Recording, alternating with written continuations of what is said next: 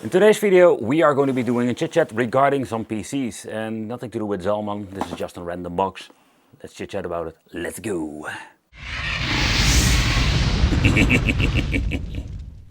It's already a little bit of a time ago that I've picked up this computer from My Computers. It's a Dutch store that sells all kinds of mini PCs. Yup, and for not a lot of money. However, I think it's going to be a really interesting product. Because this is the HP mini PCs with the AMD in the inside.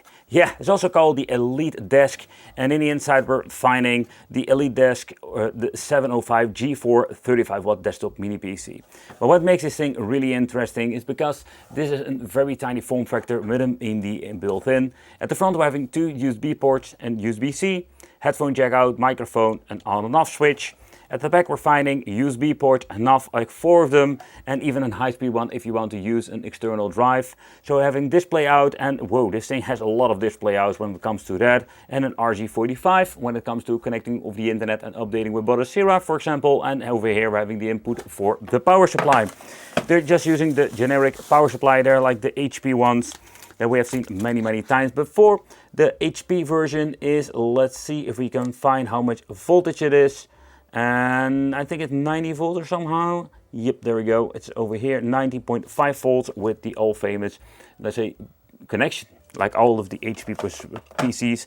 So everything is in here with even a business card of Mr. Haima. I don't know if he has some more of these HP-based PCs because it's happening a little bit less of a time ago that I actually picked it up. But let's connect it and let's chit chat how we can put some really cool emulation. Ooh, bubble wrap. Yeah. Construction-wise, these things are just great to open up, to clean, and just the way how this actually is going to be looking. And yeah, opening it up, you need to remove or loosen up the screw. You can just slide it open like that. And this way we can just get into the system and just going to be, let's say, adding, let's say, storage if you want to. So when it comes to this particular one, you can just actually see is that there is no bracket inside of the case, so we cannot add a drive in here, or I'm guessing there is not an option, so no, seems to be not. So when it comes to the inside part, you can see we do have some storage capacity of an NVMe, so you can flash the Batocera on NVMe. You can just slap it in there if you want to. So when we replace the battery, if you is going to be needing, we can remove this piece and we can also get into the RAM modules. When I purchased this, I said I want to have a dual channel, and that is actually what I bought with this. So he's using 4 GB for each, so in total 8 GB. And yeah, let's get into some emulation with Batocera and see how it affects. Because single channel memory is, what I understand of, slower, but we don't have this problem now. But let's let this thing back together.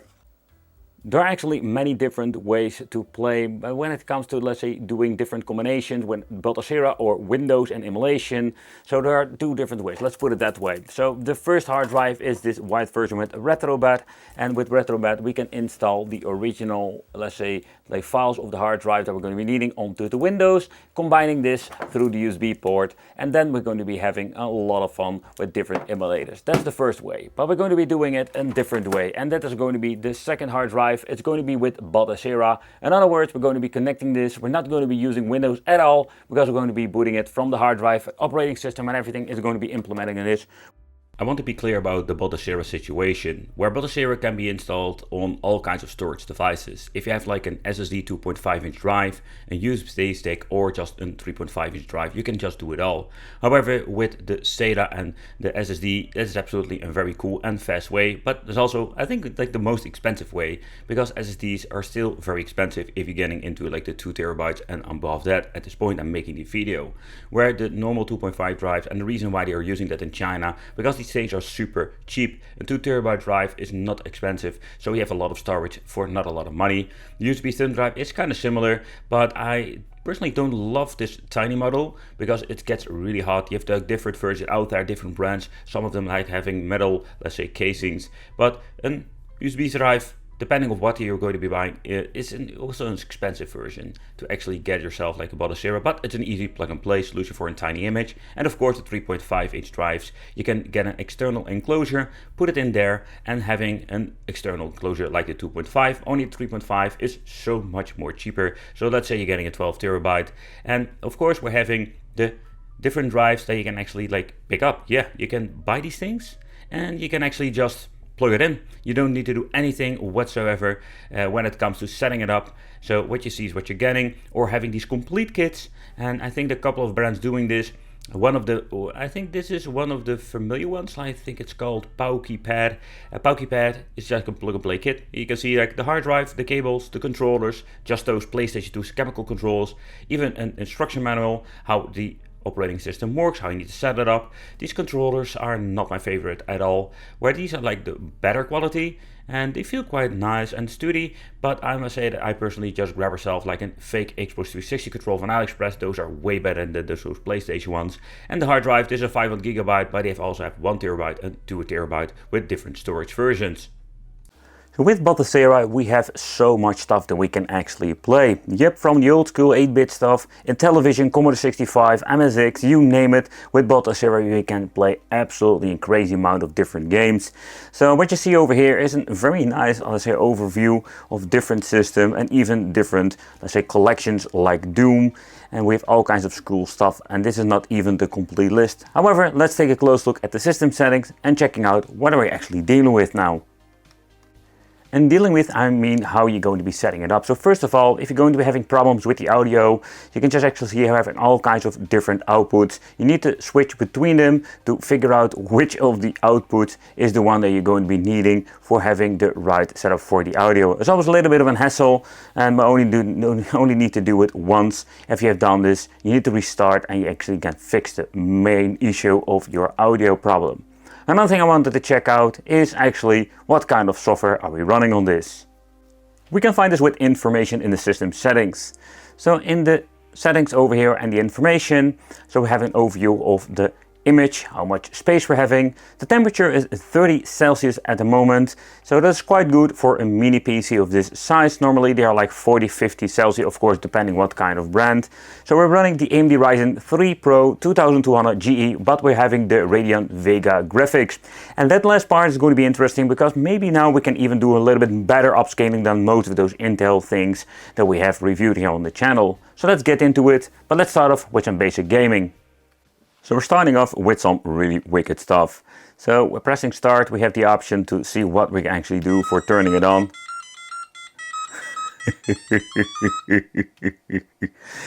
We can play old school Game & Watch games on the Batocera. That is something completely wicked. I have no idea what's going to be happening now because I see that my D-pad is moving.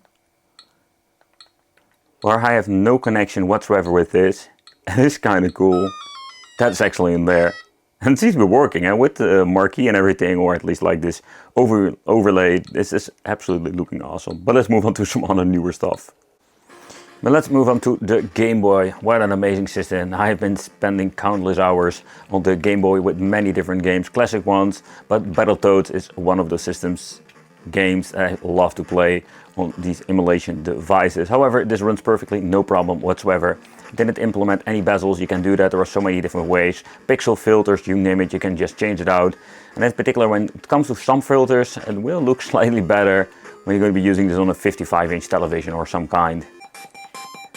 Oh, another system is the Game Boy Color that I also played a lot. It was such a cool, let's say, game collection on there. I think one of the games I played a lot was like the Mario, Tetris, Mortal Kombat 4. That's one of those games I can't go back to, but I just wanted to see how it runs with some Rayman. What a weird overall experience, where this is of course graphical, not better than the original game. It's kind of a cool game to be honest. I never played it. Let me know in the comments which games did you ever play for the Game Boy Color. But the emulation performance is perfect. For me, the Game Boy Advance was actually one of the last Game Boys I actually had and played on. I didn't really play that much on it, but when going back to the game collection, man, that's absolutely a massive game collection, and the overall quality was so much better than the previous games. Alien Hominid, a game that I've been playing on my PlayStation, GameCube. Of course, they are like slightly looking better, but still the Game Boy Advance was such a cool system. And playing these games, man, there are absolutely an awesome different ways to play. But it comes not only this game, I think particularly when it comes to, let's say, playing games in general, the Game Boy Advance, they are a lot of fun. Oh, this is such a funny game.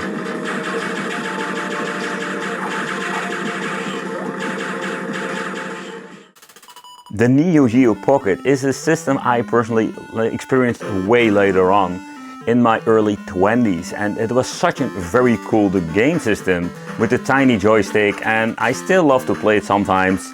I do own only the Game Boy Neo Geo Color at this point, but the overall gameplay was quite good. Of course, it is not exactly the same experience because we now just have a normal D-pad, but Neo Geo Pocket was such a cool overall experience. Of course, Game Boy was so much superior due to simply having so many cool games.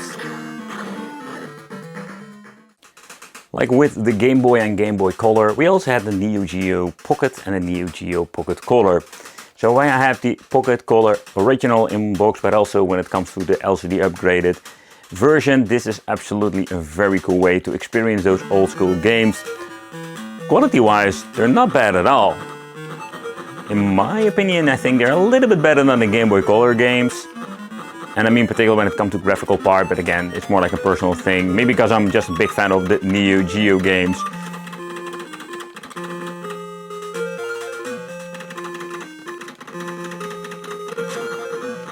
But also here when it comes to the overall performance and emulation, this runs perfectly. And of course nowadays we do have like $20–30 of a game stick that can do exactly the same. But let's take a close look at the Nintendo DS, a system I did own later on. I still own a couple of DS's, and man, the library, the same story like the Game Boy Advance, like Sonic Rush. Where I didn't like the new generation of Sonic games, this was absolutely an awesome game. And now with this configuration, if you have like a massive TV, this would be one of those cool ways to play. We did enable the bezel today, so we can just use the game and play it like it's supposed to be. Because with this game you're going to be switching between two displays like that, and that's kind of cool. Of course we can mess around with it if you want to, so you can just actually going like switching with the joysticks if you want to. And you know, there are many different ways. You can see like I'm freezing the stuff over here actually. But there are many different ways where you can even have one display on your monitor itself. There we go. Oh yeah. But this runs perfectly now on these PCs, and even on like a slower PC or a cheap one like this particular one, you can just run these Nintendo DS games perfectly without any problems whatsoever. But let's deep dive into some Sega stuff with all kinds of different systems that have been released throughout the years. And the classic games run perfectly only when it comes to out-of-the-box MOS system. It's going to be set to widescreen shenanigans. So I can see they're not using any weird, very strange filters or whatsoever. This is just what you see, what you're getting. And emulation, of course, runs perfectly. So I started with the Sega Mega Drive or / Genesis, as many of you know that. It's kind of interesting to see that these games were so cool. Oh yeah, going full speed. And the slowdowns you can maybe see are not even the problem of the MOSes, or at least like the emulator, just something that happened in the game itself. Moving on to the Sega Game Gear. Yeah, with some Battletoads again. Man, if you're going to be looking at this game, compared with the one from the Game Boy Classic, this one is so much more superior. Oh, I can still remember playing on my Game Gear. It was such a cool thing. Absolutely an awesome device, very comfortable, very clunky, and eats up batteries like crazy. But so the question remains, I do wonder something, if people are really going to be playing these old school games on this device, is it not more fun to actually play them on an old school handheld? However, beside that point, let me know in the comments, and we're going to be playing a little bit more, and you can just see that emulation is just perfect also on these devices, and no widescreen shenanigans like with the previous system. Just want to slap one guy with a stick and we're done. Oh yeah. Next up, 16-bit power. Oh yeah. And if you want to know how to play the game, you need to punch him in the face and kick him in the dick. That's how it goes. However, this was actually one of the first games I owned on the Sega, combined with Sonic the Hedgehog 1. What an epic duo of games. Where still Sonic was my favorite game. This was such a cool game for back in the day. Very smart marketing to actually combine this with the Genesis or the Mega Drive. Powering up and getting to the stages, but I was getting really bored after some time with the simple reason I felt so annoyed that every single time I need to collect the power-ups. Because I love to be beefcake. Yeah. Ooh. It's kind of interesting to see that we need to do a little bit tweaking because the CD version has widescreen shenanigans. But we do have the amazing soundtracks of this particular game. To be honest, like I have a Sega CD with different games, but for me, the Final Fight and the Sonic CD, those are actually the two games I just play on these. Because they're just my favorites. I love it, man. It's absolutely great. And the soundtracks, oh.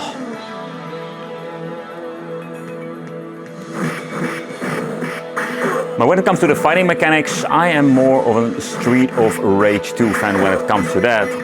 So, I hope you follow me here. CD version, Final Fight, but for the normal game, or the normal Sega Genesis, it's going to be some Street of Rage number 2. So when it comes to the Sonic games, I was a little bit disappointed. We didn't have any on the 32X. Yep, we have a Knuckles game. That's kind of cool with a new mechanic. But in the end, when you're going to be looking at it, this is absolutely not my favorite game. What would be cool, they're going to be making all kinds of, let's say, homebrew games on the 32X. Oh, that sounds so annoying.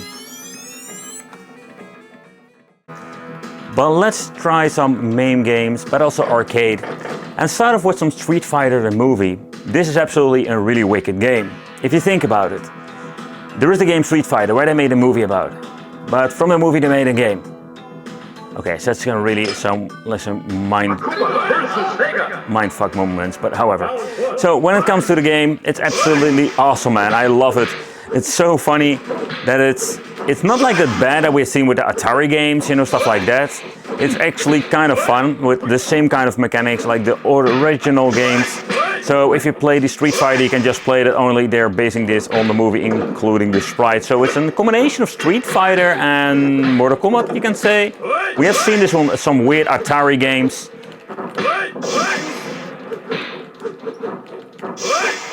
But I'm always failing with this game. Yep, I'm always losing. They, by the way, ported this to the Sega Saturn, where I actually played it for the first time.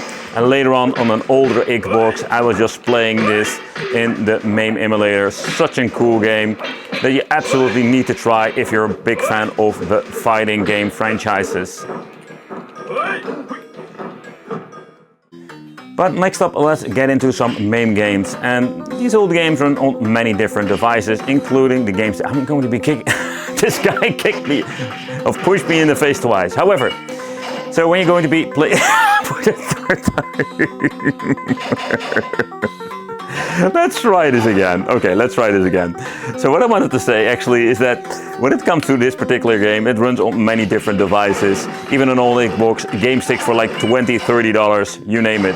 And where it's getting really interesting with Batocera and PCs like this, or cheap PCs like this, you can play Killer Instinct, many games that we couldn't play before. So let's do also a deep dive into that, because that is absolutely something I was missing out for many, many years.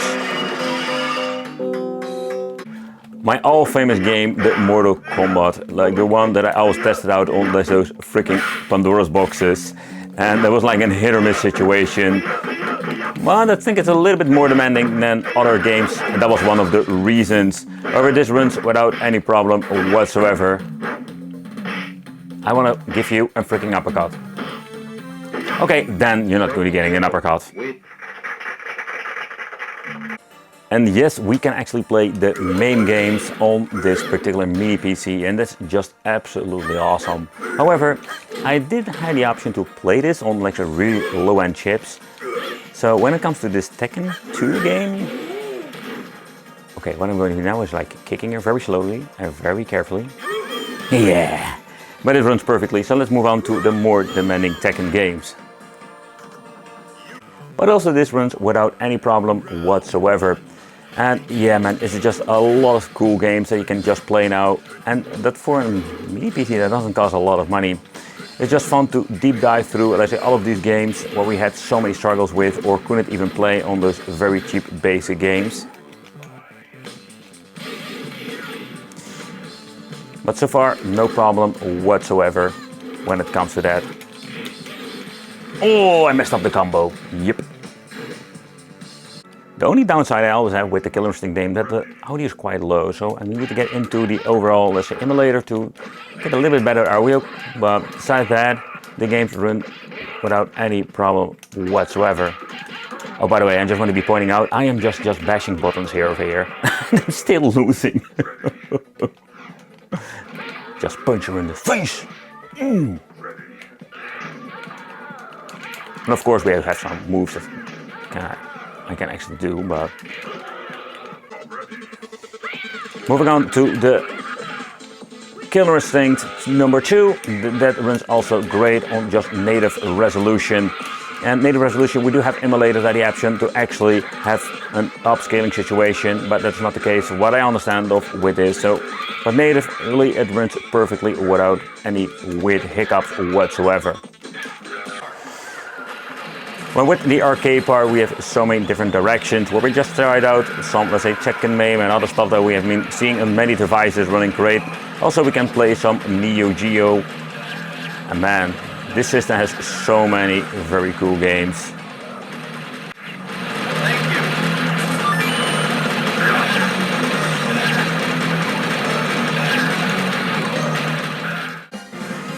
Neo Geo CD.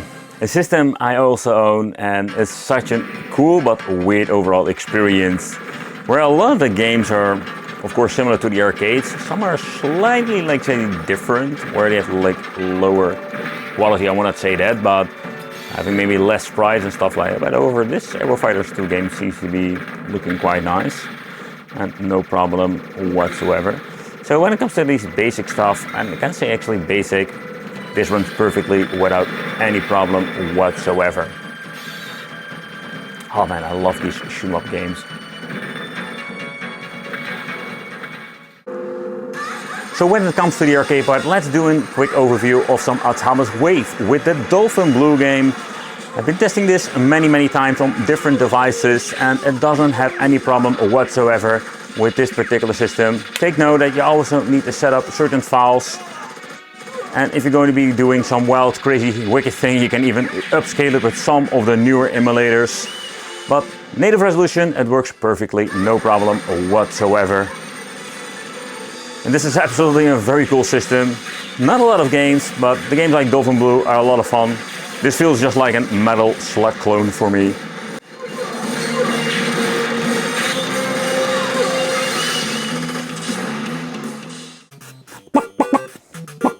Time for some NES part, and yeah, there are so many actually different ways we can just play this. A little bit of a bummer that automatically have it set to widescreen shenanigans, so that's unfortunate. But beside that, emulation is just great. You can implement different formats, but also bezels, everything can be changed out if you want to.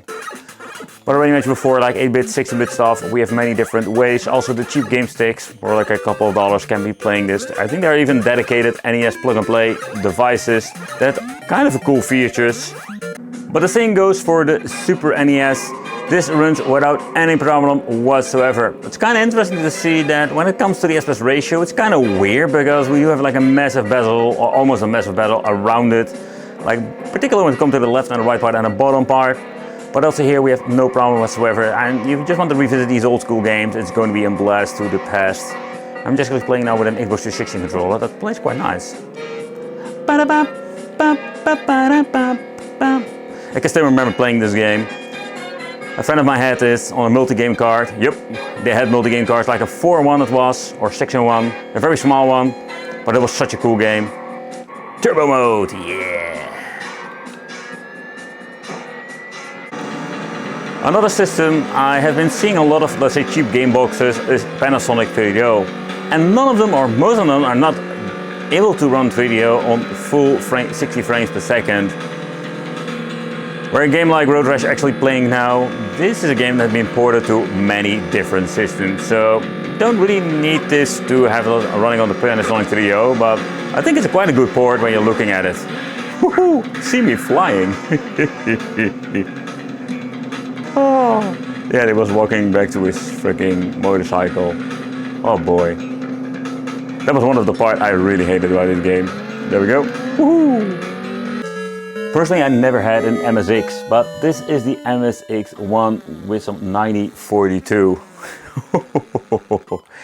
So I do wonder how many people watching this actually had the MSX computer, because this is a completely different time area. I cannot even recall seeing this in some stores, but going back to this, it's kind of fun.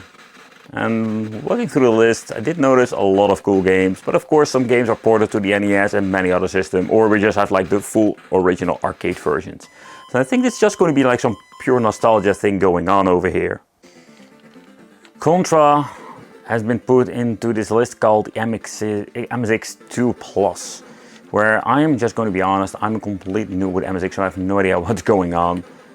But this Contra is not going to be one of my favorite games actually to play, because what's happening? Like, you're just stuck in this.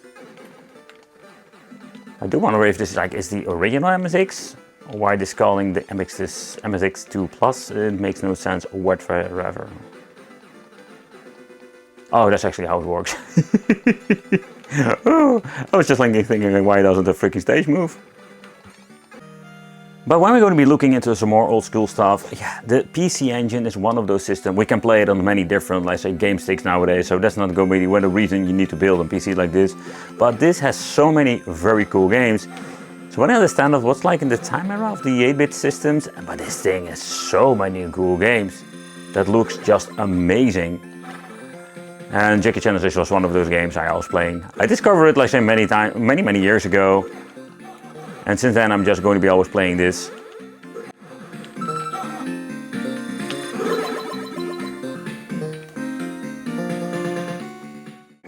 We had the Sega CD, but we also had the PC Engine CD, where we had like the amazing graphics, but having now the very cool remix music.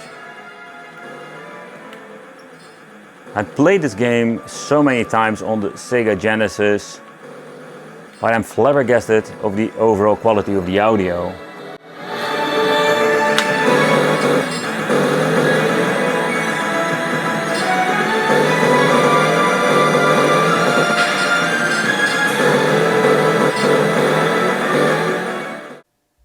But next up, we have been testing a lot of different older emulators, but we're going to be checking out some other ones.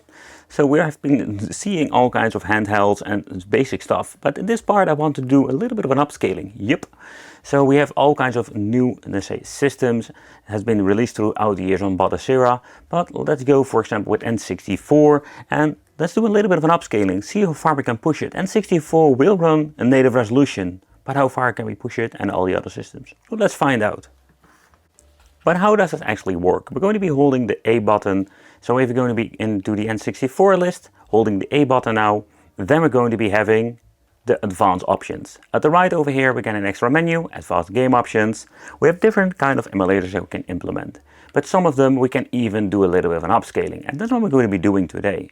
So random resolution has been set to 720p. We're just going to be looking into different emulator, let's say options, and see how far we can push it. And I think we do have like some really cool things going on over here, thanks to the GPU that comes with the AMD. This may be better than the Intel one. So first off, let's do a little bit of rendering resolution of 1920 by 4040, if I'm saying it correctly. So it's going to be some next level when it comes to that. See how far we can push it and do we have a stable frame rate. Because of course we can do a little bit tweaking, we can even do a little bit more upscaling, but also downscale everything. However, let's get into gaming. So a native resolution, this runs on many different mini PCs nowadays, so that's absolutely awesome. But one of the more appealing things with this AMD mini PC, that we do have like upscaling, and the 64 looks absolutely great. You can see that we have some minor stutters, but not to the point that it's going to be making this game unplayable. So Cruise in the USA is one of those test bench games that struggles on so many cheap game boxes.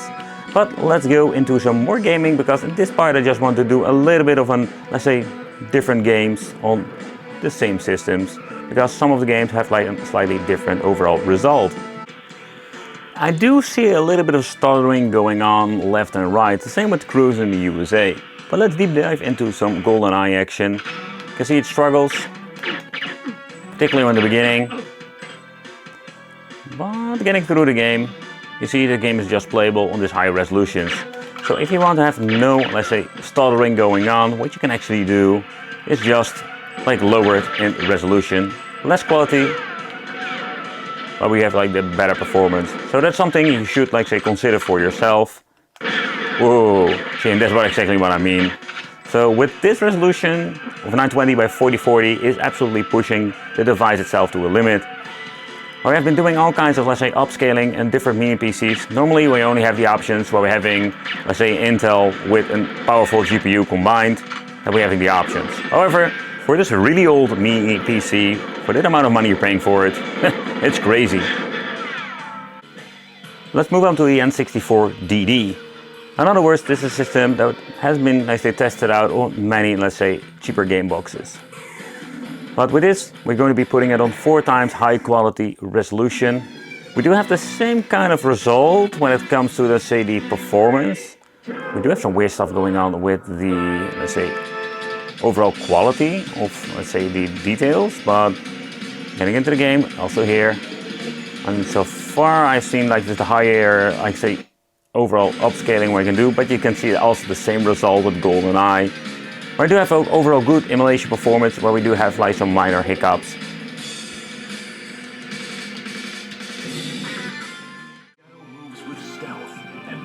With the Dolphin emulator and some GameCube, I just want to do something completely crazy. Where this is a really old specification of a CPU-GPU combination, we're going to be trying some 4K rendering resolution. But you can just hear with Soul Calibur that it struggles big time. It is playable to a certain level, but you know, this is one of those great examples, dipping to 45 frames per second. So what you're going to be needing to do is just lower everything, maybe make it on 2K, or if you have like a little bit better luck, you need to have 1080p. But if you're going to be looking into some more demanding stuff, then we're going to be needing, let's say, 1080p. So let's switch to another game and I'll give you an example what I exactly mean with this. A great example is going to be testing out F-Zero GX. By the way, one of my favorite games to test out and also to play actually on my GameCube. So now we're going to be putting it on 1080p rendering resolution. Try 2K or 4040p and stuff like that, doesn't work at all. And we didn't have like overall great performance. However, 1080p upscaled F-Zero GX on this old PC seems to be running just fine. So let's get into the game. Let's skip the intro. And I think it's absolutely an overall amazing performance, having even upscaling options with such an, let's say, low-powered old school mini PC. Where I am just Team Intel when it comes to play, say, having a CPU in my PC, I'm always like flabbergasted how good AMD Ryzen is. Even with this prehistoric version, the performance is crazy. If you're looking at the price you're paying for these mini PCs, and having the option to do so many cool things. 1080p F-Zero GX, this meaning if you're going to have maybe a 2-dimensional game, you can maybe do a little bit of 2K or maybe even 4K rendering resolution. But of course, you need to look into it yourself, do a little bit of tweaking for your favorite game to get the overall best performance out of this machine. But let's get into the PlayStation part. So start off with some PlayStation 1. And what I love about this machine, that we do have the option for 4K rendering resolution, making this PlayStation 1 game through the dock station looking amazing. And I think that is one of those really appealing things. If you're a big fan of the PlayStation 1 games, and you want to experience those old games in a 4K rendering resolution, you can actually do that in such a low budget, cheap way.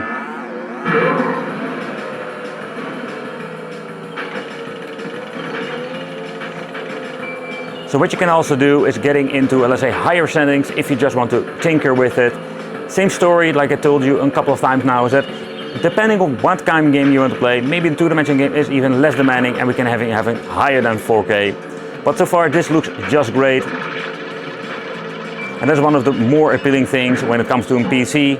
And then we can do it with a low budget product like this particular old school AMD Ryzen. And this makes me personally really exciting. Moving on to the PlayStation 2, we have great performance with 1080p rendering resolution. And yep, you can do tweaking here and there, but I am quite satisfied with such an overall good performance with a Tekken 5. The game has never been looked so great, and then for such a low-powered mini PC. And that, I think it has to do thanks to the GPU because this gives us so many cool new upscaling options. Dolphin, but also the PlayStation 1 and PlayStation 2 and many other systems. Round 2. Fight.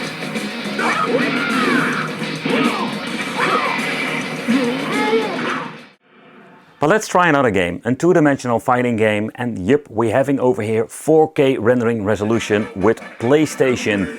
So I had the option to do this with Tekken, but I didn't want to do this because I know the two-dimensional stuff is less demanding. But you can see full 4K render resolution, great performance on this mini PC. And that's what I exactly mean. We need to do tweaking and tweak your favorite game to a certain level that makes it still playable and look amazing.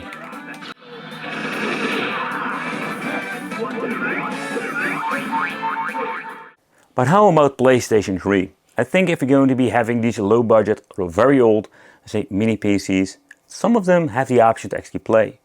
But let's start about the loading times. Because due over the course we're having over here, it takes sometimes forever to load up a couple of games. So in this case, I'm going to grab myself something to drink.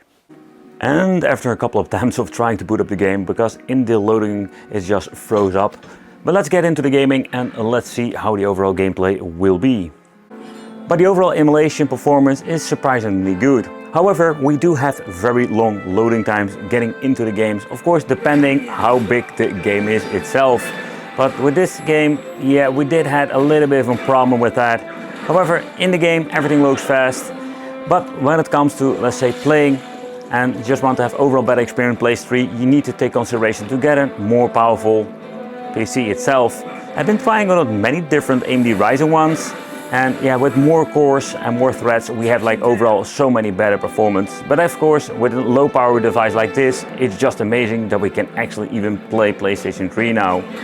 And it makes this mini PC, beside the overall upscaling, very cool. Point out that we're just using the original native resolution now, as this was intended to play on the PlayStation. No with cool things added to it, because I think this is the maximum we can expect from such a low power device.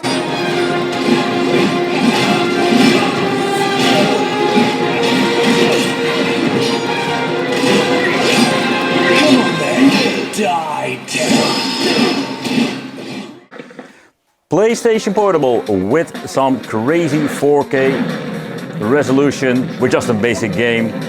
Like I mentioned before, it's always a little bit of a hit or miss with these. So there are so many different games. So if you're having a God of War, there we're going to be needing a completely different setup than this particular game. But getting into some 4K rendering resolution with this awesome game, this works perfectly. Oh, I messed it up. Another game like Pac-Man, 10 times resolution.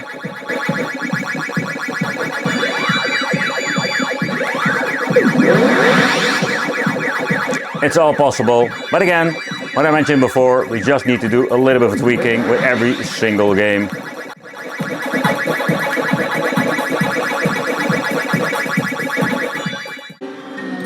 But how about when we're going to be playing a normal three-dimensional game? I've been messing with the settings quite a long time now, and I did notice with 1080p resolution we can actually play this no problem whatsoever. You need to do auto skipping to auto, otherwise it's going to be running absolutely horrible. So we need to do a lot of tweaking, but rendering resolution seems to be running as it is now just fine. And again, you can do a little bit of tweaking, maybe getting a little bit higher resolution, but it's kind of cool to see that we can have upscaling possible with this awesome retro game, because Need for Speed Rivals, oh man, yeah. So where Die Hard is actually a quite difficult one to play and emulate, we can do it on this mini PC without any problem whatsoever. So if Die Hard Trilogy works, there are many games that will run just fine. And think about if you're going to be using a two-dimensional game, that will be maybe have the option, if it was possible in emulator, we can even do it a little bit, maybe an upscaling to higher resolutions. But the Sega Saturn runs absolutely awesome through the Atomiswave emulator. So we had 4K rendering resolution with the Sega Saturn, but how about when it comes to the Sega Dreamcast? So let's push this thing. Beginning may lead to a We see some dips now at this moment. But let's get into the gameplay and see how the overall gameplay is. Already has some dips. 40 over here. Ooh. But this is just fun to experiment with it. For 4K Dreamcast, it's just too much. So we need to do a little bit of a lowering of the resolution. Okay, so it's clear that we can't do 4K with the Sega Dreamcast. Let's get into the Dead Alive and let's put it on 1080p. That's just a safe way to go to. Again, we can also do a little bit of a tweaking there, but I think it's just fine. 1080p, I can live with it. It looks amazing.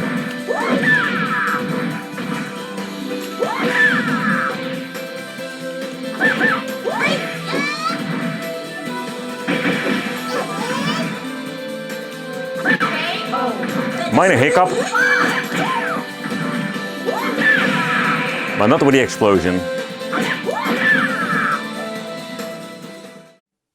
But when it comes to the EliteDesk from HP, this is just a very nice, cheap solution to play games.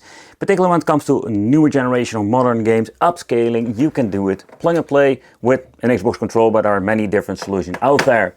Besides that, I'm very pleased with the overall result.